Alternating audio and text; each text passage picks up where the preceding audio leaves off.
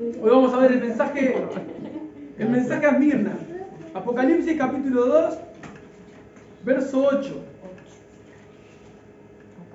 Apocalipsis 2, verso 8, el mensaje a Esmirna, a la iglesia que estaba en Esmirna, una iglesia que estaba en una gran ciudad, que hasta el día de hoy es una de las más grandes de Turquía, un poco de historia nomás, pero tenía algunas características la iglesia que estaba dentro de esta ciudad. Y Jesús habla a esta iglesia y le envía este mensaje, como hablábamos las veces anteriores. Cuando dice mensaje a las 7 iglesias, el 7 habla de plenitud, significa que va dirigido obviamente no solamente a la iglesia que está siendo dirigida, sino a todas las iglesias. Entonces estos 7 mensajes lo que hacen es describir características de la iglesia de Cristo en su totalidad, virtudes y defectos. Entonces nosotros vimos ya Éfeso y Tiatira y vimos las virtudes que tenían esas iglesias y también vimos los defectos que tenían, las advertencias que Jesús hacía y también vimos qué sucede para aquellos que no se van a arrepentir y qué sucede para aquellos que se arrepienten y que pueden vencer. Y también vimos las situaciones en particular de cada iglesia, ¿no? En este caso vamos a ver la de Esmirna hoy, así que bueno. Apocalipsis 2, verso 8 dice así, en nombre de Jesús.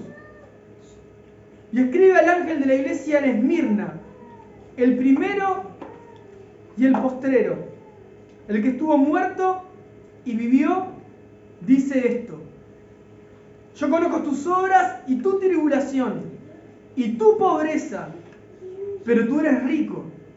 Y la blasfemia de los que se dicen ser judíos, y no lo son, sino sinagoga de Satanás. No temas en nada lo que vas a padecer. Y aquí el diablo echará a algunos de ustedes en la cárcel para que sean probados y tendrán tribulación por 10 días. Sé fiel hasta la muerte y yo te daré la corona de la vida. El que tiene oído, oiga lo que el Espíritu dice a las iglesias. El que venciere no sufrirá daño de la segunda muerte. Amén. Ahí está el mensaje a la iglesia de Esmirna, un mensaje muy fuerte que va a repercutir en nosotros en muchísimas áreas. En cada caso vamos a hacer el mismo desglose del texto, ¿verdad? Entonces lo primero que vamos a entrar es en lo que dice el verso 8, y escribe el ángel de la iglesia en Esmirna. Habíamos hablado ya y lo voy a enfatizar capaz que cada vez que lo hagamos, que cuando se dirige al ángel, la palabra ahí en realidad es mensajero y puede referirse a los ángeles propiamente dicho o a los líderes de las congregaciones, en este caso los pastores o obispos de cada congregación. Entonces, habíamos visto en algún momento, por ejemplo, en la iglesia de Éfeso, Jesús se presenta como aquel que tiene en su diestra las 7 estrellas, ¿verdad? Y después describe quién eran esas 7 estrellas y el que anda en medio de los 7 candeleros de oro, y dice que los candeleros de oro son la iglesia y las estrellas son los ángeles, los mensajeros que tiene cada iglesia. Y hablamos de ese lugar de confianza, ¿no? De ese lugar de privilegio que le dio a los mensajeros y que están en su mano, y también de cómo Dios se mueve en medio de su congregación. Y yo les decía la vez pasada, y en este mismo momento Jesús se mueve en medio de su iglesia. Está entre nosotros, no solamente en nosotros, sino entre nosotros, ministrando nuestras vidas. Y dice el verso 8, y escribe al ángel de la iglesia en Esmirna, el primero y el postrero, el que estuvo muerto y vivió, dice esto. Jesús a Esmirna se presenta de esta manera: el primero y el postrero, el que comienza todo y el que está al final de todo, el que estuvo muerto y vivió, haciendo referencia a su muerte y su resurrección. ¿Ah? Entonces esto ya habla de lo que puede llegar a hablar en lo siguiente, porque Jesús en todos los mensajes a las iglesias, Él se presenta y da características referentes a lo que va a hablar. Una forma más coloquial de decirlo es: lo que yo te voy a decir, te lo voy a decir porque yo sé lo que está pasando. En el caso, por ejemplo, de la iglesia de Éfeso les iba a exhortar a volver al primer amor. Y el que dijo, yo tengo las 7 estrellas en mi mano, en mi diestra, y ando en medio de los 7 candeleros de oro. O sea, yo sé muy bien cómo viven ustedes. ¿Y de qué les iba a decir? No están viviendo como comenzaron. Ya no viven apasionados como vivían al comienzo. Eso es lo que le exhortaba, ¿verdad? Después habíamos visto a la iglesia de Tiatira, que está después casi en el final del capítulo 2. Y miren cómo se presentaba. El Hijo de Dios, el que tiene ojos como llama de fuego. El que mira todo, el que está viendo todo, ¿no? Su mirada está sobre toda la tierra y cuanto más sobre sus hijos. Y pies, dice, perdón, el que tiene ojos como llama de fuego y pies semejantes al bronce bruñido habla de juicio. Entonces, vamos a poder ver también ahí cómo Dios ya está hablando de juicio, está hablando de que viene a traer algo fuerte a esa iglesia. Viene a traer juicio, justicia, viene a hablar de justicia. Obviamente va a hablar también de bendiciones, va a hablar de aquellos que pueden vencer, aquellos que pueden seguir adelante, los que se mantienen firmes, pero también habla de que va a traer juicio sobre una parte de la congregación. Y bueno, acá en Esmirna él se describe como el primero y el postrero, el que estuvo muerto y vivió, dice esto, y a mí me hacía pensar, antes de seguir leyendo, ¿no? Sí, bueno, el que estuvo muerto y vivió, el que venció la muerte, el que resucitó, a Esmirna le va a tener que hablar algo de esto, ¿no? Y yo pensaba, no puede ser, antes de seguir el texto, de manera inductiva, ¿no? Leyendo el texto primero que estoy leyendo. ¿Qué es lo que me quiere estar hablando? Bueno, de resucitar junto con Él, de morir a mi vieja vida, de resistir, de seguir adelante. Vamos a ver lo que habla. Y comienza Jesús hablándole a la iglesia de Esmirna. Yo conozco tus obras, como ya le dije las veces anteriores, yo sé muy bien qué haces. Yo sé muy bien cómo vivís. Y miren cómo se lo dice, porque no se lo está diciendo a modo de rezogo, como yo le decía, o de una exhortación para que se arrepienta. No, estos son cualidades que Jesús le está diciendo a la iglesia, ¿no? Yo conozco tus obras y tu tribulación y tu pobreza, pero tú eres rico.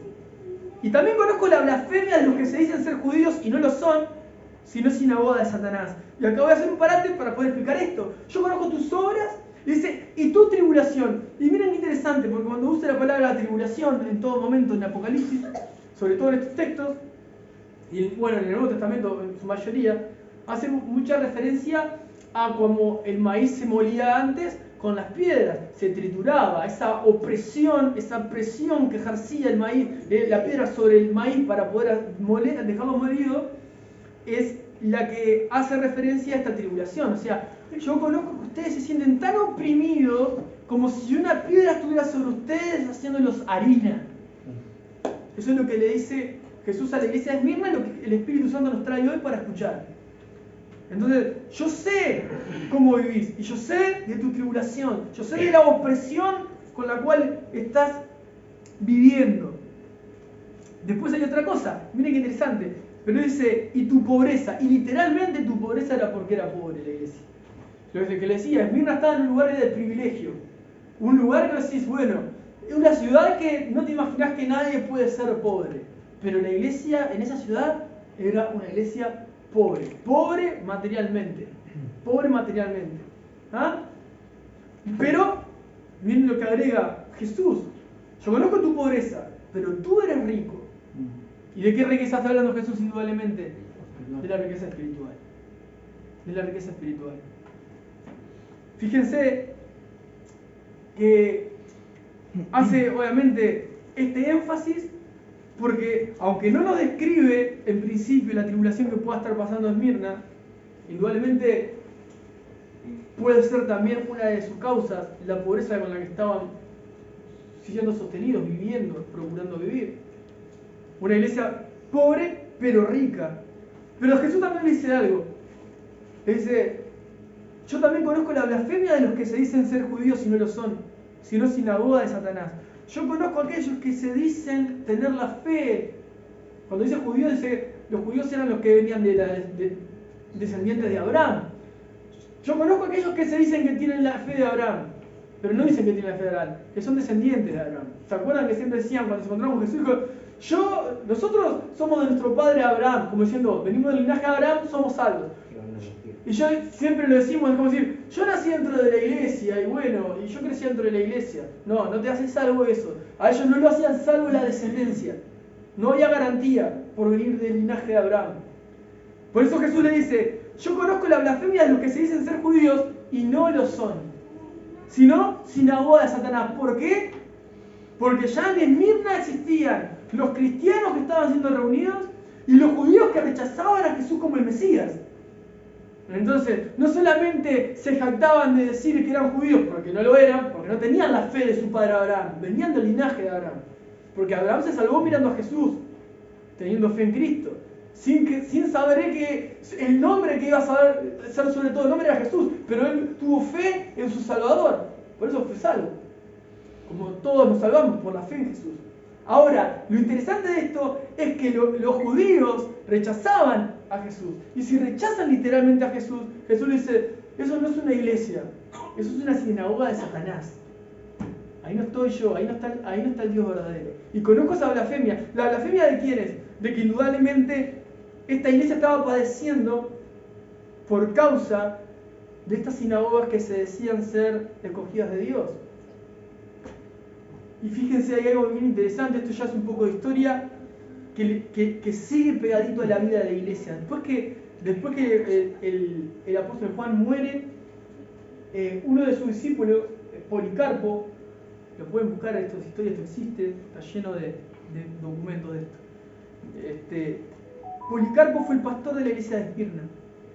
Policarpo fue el discípulo directo de Juan. Y dicen que la iglesia era tan perseguida que los que firmaban para que Policarpo muera y firmaran para destruir a la iglesia en ese momento, literalmente eran los judíos junto al pueblo. Los judíos mismos decían, sí, a este hombre que está trastornando todo hablando de Jesús, tienen que matarlo. O sea, por eso Jesús hace esa aclaración fuerte. Aquellos que dicen conocerme, dicen conocer a Dios, pero en realidad no conocen a Dios. Blasfeman el nombre de Dios cuando blasfeman de la iglesia de Cristo. Yo pensaba un poco, ¿no? Porque quizá nos pueda tocar estar en situaciones en las que a nosotros nos puedan tocar tribulación. Hoy puedes estar pasando un momento de tribulación, hoy puedes estar pasando un momento de opresión, un momento de pobreza. Jesús está diciéndote, bueno, puedes estar atribulado, vas a estar atribulado, puedes estar oprimido, puedes ser pobre, pero vos podés tener la riqueza más grande de todo el mundo, la que no se puede comprar. Y es la salvación, es la vida eterna, es la comunión directa con un Dios santo, es una eternidad, es la paz que solo Dios puede dar, que sobrepasa todo entendimiento. Y aún cuando puedas tener personas que puedan blasfemar en contra de tu nombre, o en contra de la iglesia, o en contra del lugar donde te encontrás, o en contra de tu familia, Dios sigue estando contigo.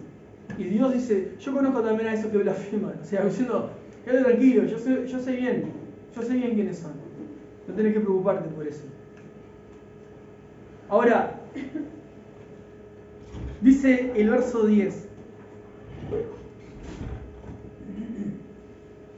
Podría leerles igual, tengo un pasaje para leerles igual antes de entrar al verso 10. Porque hoy le explicaba un poco lo de la descendencia de Abraham. Y hay un pasaje que es re claro, creo que estaba en Romanos 2.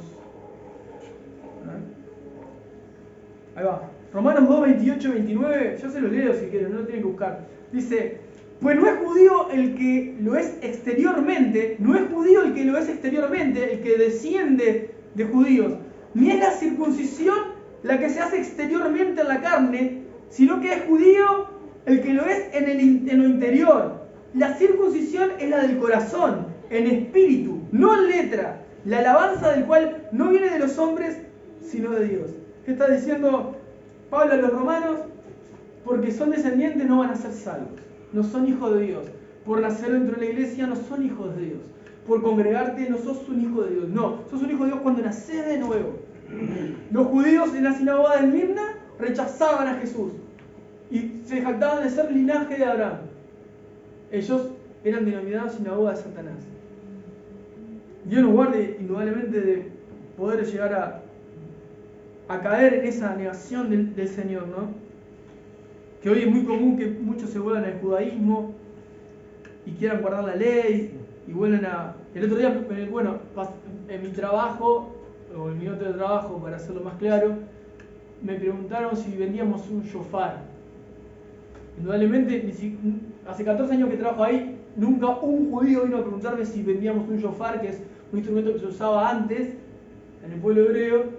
Indudablemente la persona me estaba preguntando para comprar a una persona cristiana que se está volviendo el judaísmo y que cree que el Espíritu Santo se va a mover por escuchar sonar un cuerno, que para mí es lo más ridículo que puede haber. Más si el que es músico y comprende de qué se trata, no entra una explicación lógica de por qué se tienden a volver a todo eso. ¿Saben por qué? Porque parece que no es sostenible la vida cristiana sin todos estos tipos de adornos. Es horrible. Ahora, dice el verso 10, no temas en nada lo que vas a padecer. Fíjate que le está diciendo Jesús a la iglesia, no temas en nada lo que vas a padecer. No le dice, iglesia, ustedes son hijos míos, entonces como son hijos míos, nadie le podrá hacer frente en todos los días de su vida. Porque de día y de noche estaré con ustedes, como estuve con Moisés, y como estuve con José, y como estuve con Elías, y como estuve con Pablo, así voy a estar con ustedes siempre, y nada le va a pasar. No, no teman lo que van a padecer. Se van a sufrir, van a pasar muy mal, pero no tengan miedo. Tranquilos, tranquilos. No teman en nada lo que van a padecer. Y sigue, he aquí, el diablo, el adversario, echará a algunos de ustedes en la cárcel para que sean probados. Fíjense que empieza diciendo no temas, y después yo le llamaría momento, como dice ahí, un momento de prueba. Y aquí el diablo echará a algunos de ustedes en la cárcel para que sean probados. Fíjense cómo Satanás intenta destruir a la iglesia y Jesús le dice a la iglesia, tranquilos, esto es para ser probados. No teman en nada lo que van a padecer. Satanás lo va a zarandear, pero es parte de lo que yo estoy permitiendo. Por encima de él estoy yo probando sus vidas. Van a ser probados. No me digan que esto no les ha pasado a lo largo de su caminar en el Señor, o no les pueda estar pasando hoy, quizás les pueda estar pasando mañana. Pero el fuerte de esto es, no temas en nada. ¿Por qué no temas en nada? Porque es Dios que está por encima de todo. Lo que vas a padecer. Y aquí el diablo echará a algunos de ustedes en la cárcel para que sean probados y tendrán tribulación por 10 días. Tendrán tribulación por 10 días. Y ahí estuve buscando, leyendo por dónde podría venir, porque Jesús especifica el tiempo para esa iglesia, quizás literalmente iban a ser 10 días, pero como el Apocalipsis tiene una forma literaria que hay que tomar de simbolismo, poético también por muchos momentos, hay otra parte en la Biblia en la que habla de 10 días de prueba. Y es bien interesante que yo se lo quiero leer, así que quedémonos con esto, van a ser probados. Y vamos, ahora sí, si quieren y tienen para buscar, vayan al libro de Daniel, al capítulo 1. Daniel capítulo 1.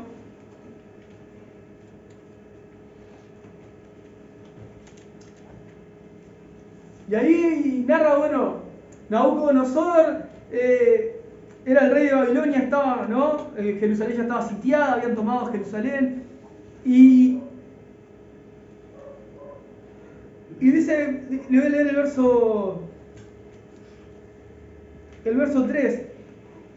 Y dijo el rey a Aspenaz, jefe de sus eunucos, que trajese de los hijos de Israel, o sea, estaban como esclavos, ¿no? Del linaje real de los príncipes, muchachos en quienes no hubiese tacha alguna, fíjense las características, no hubiese tacha alguna, de buen parecer, enseñados en toda sabiduría, sabios en ciencia y de buen entendimiento, e idóneos para estar en el palacio del rey. Aparte de todo esto, dice, y que les enseñase las letras y la lengua de los caldeos. Dice, y les señaló el rey ración para cada día, o sea, le dijo lo que les apartó, ¿no? La comida que iban a comer. de la provisión de la comida del rey y del vino que él bebía, y que los criase, escuchen esto, y que los criase 3 años, para que al final de ellos se presentasen delante del rey. O sea, no solamente tenían que estar recontra mega preparados estos esclavos israelitas, sino que después de todo eso tenían que enseñar la lengua de los caldeos, las costumbres de los caldeos, y por 3 años entrenarlos para poder estar delante del rey y servirle. Ahora, ¿qué tiene que ver esto con los días de prueba? Fíjense lo que dice en los versos siguientes. Dice el verso 6. Entre estos estaban Daniel, Ananías, Misael y Azarías, de los hijos de Judá. A estos el jefe de los eunucos puso nombres. Puso Daniel Beltasar, Ananías Sadrach, a Misael Mesac y a Azarías Abednego. Y Daniel, escuchen esto, y Daniel propuso en su corazón no contaminarse con la porción de la comida del rey, ni con el vino que él bebía. Pidió por tanto al jefe de los eunucos que no se les obligase a contaminarse. Y puso Dios a Daniel en gracia y en buena voluntad con el jefe de los eunucos, y dijo el jefe de los eunucos a Daniel: temo a mi señor el rey, que señaló su comida y su bebida, pues lo que él vea, cuando él vea sus rostros más pálidos que el de los demás muchachos, que son semejantes a ustedes, condenarán para con el rey mi cabeza. Entonces dijo Daniel a Melzar, que estaba puesto por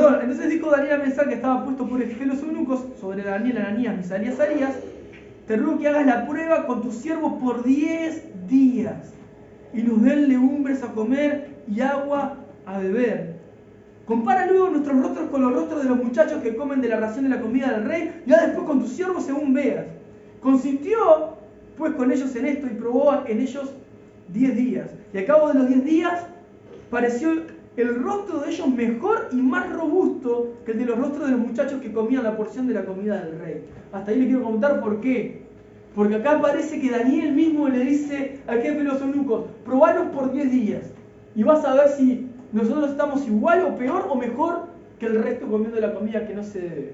Vamos a Apocalipsis y Jesús le dice: van a ser probados por 10 días, tendrán tribulación por 10 días.